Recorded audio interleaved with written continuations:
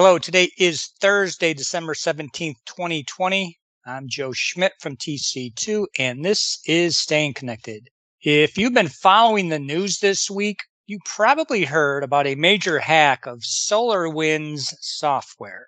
That's software that's used to monitor and manage network gear and monitor applications for, well, lots of multinational companies and several key U.S. government agencies. It's a black eye for SolarWinds for sure, but the hack clearly highlights the vulnerability companies and governments face.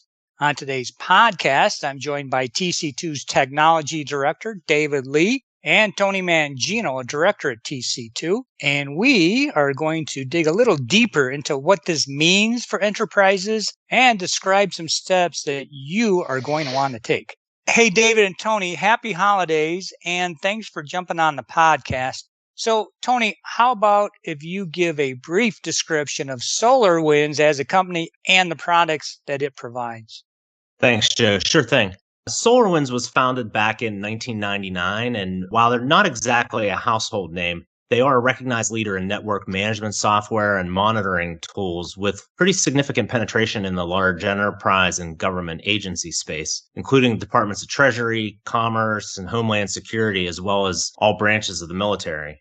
What we know based on reporting from cybersecurity expert Brian Krebs is that as early as March of this year, malicious code was pushed to approximately 18,000 customers through compromised software update servers on the SolarWinds Orion platform. So this Orion product, which can be hosted on-prem or in the cloud, is a modular software suite designed to simplify IT infrastructure monitoring within a single pane of glass. Orion tools, including the Network Performance Manager, Server and Application Monitor, and Storage Resource Monitor, have really become mission-critical components of large enterprise and government agency IT monitoring and management strategy. Okay, David, I mentioned that lots of companies and government agencies were impacted by the hack. Exactly how severe was this hack? Well, the list of high visibility or crown jewel institutions is now quite large. Every day, something else is revealed by some website or industry pundit. Tony mentioned some enterprises and other organizations, but to add to his list, impacted are the Department of Homeland Security, U.S. Treasury, State. He mentioned Commerce, but that also controls the FAA, important to note, National Institutes of Health, and that in addition, from a now taken down SolarWinds website, the White House, Pentagon, in addition to the military branches, Secret Service, as well as well-known, very large multinational companies such as McDonald's are current SolarWinds customers.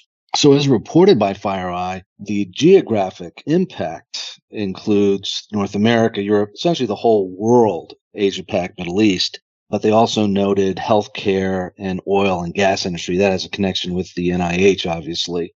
In general, the impact is so significant, and this is something typically not publicly disclosed, but the DHS, Department of Homeland Security, Cybersecurity and Infrastructure Security, or agency, or CISA, press release yesterday, the White House has recently activated its Presidential Directive 41, which is a Cyber Unified Coordination Group, or UCG.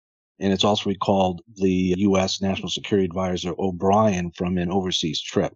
So, Tony, do we know who was behind the hack? Well, Joe, it was first reported by the Washington Post that based on the level of sophistication of the attack, it's thought to be a nation-state actor, which most likely means Russian or Chinese intelligence. But there is further speculation that the attack may have originated from another cyber criminal group or groups. Really, the short of it is that no one can say for certain at this point. What we do know is that the malware was embedded and concealed in Orion software updates that were pushed between March and June of this year. As reported by Brian Krebs, SolarWinds was notified in 2019 by a bug hunter that their download website had a weak password, which brings us to the next point. Okay, David, here is the million-dollar question. Is there anything that companies could have done to prevent the hack or do going forward to prevent another? Right, Joe. Well, it may be more than $1 million question, actually, given the scope and impact. But the question in the mind of most enterprise leadership now is, what can an enterprise actually do to prevent this? After all, SolarWinds was known for its reliability and was a very credible provider. Clearly, an enterprise, number one, needs to investigate the software supply chain. That's what was infected with this nation state malware, and the security and reliability of the chain of custody, so to speak, for your software. Can't take that for granted given the level of sophistication and how many hacks has happened. This is not the first time that a software company had its software supply chain hacked and corrupted and made news. This is much more pervasive and serious, but it's happened in the past and made the technology news. So with other sophisticated nation-state actors as well as organized crime outfits conducting these operations more and more, enterprises need to perform research on their software vendor supply chain and the integrity of all their operations. Okay, so once companies do that, what's next? Well, based on FireEye's recommendations, one example, and they were the one, not the U.S. government, by the way, to catch this, depending on your specific deployment, such as deployment of SolarWinds on-premise, private cloud, or hosted on Azure, there are several mitigation steps listed on their website. For example, ensure that SolarWinds servers are isolated and contained until further review, investigation, or patching has occurred. This should include all blocking internet egress from the SolarWinds service. If your SolarWinds infrastructure is not isolated or not allowed to do that, restrict the scope of connectivity to the endpoints and restrict the scope of accounts. And then, not to go on about the list, but at a minimum, change password for accounts that have access to SolarWinds servers and infrastructure. Furthermore, I think that in addition, simply put, the CISA, which I mentioned before, part of Department of Homeland Security, issued an emergency directive ordering all federal agencies to immediately disconnect the affected Orion products from their networks. It's very serious. Since there will be more attacks by these nation-state adversaries who are much more sophisticated and well-funded, enterprises cannot defend against these without the capability and capacity of the U.S. government. As recommended by former National Security Council personnel and other leaders in the security industry, some type of national cybersecurity position similar to the director of the ODNI, Office of Director of National Intelligence, to coordinate all related U.S. government agencies would be a good first step as well. Okay, thanks, David, and thank you as well, Tony. Well, sadly, this seems like a fitting end to what has been just a rough year.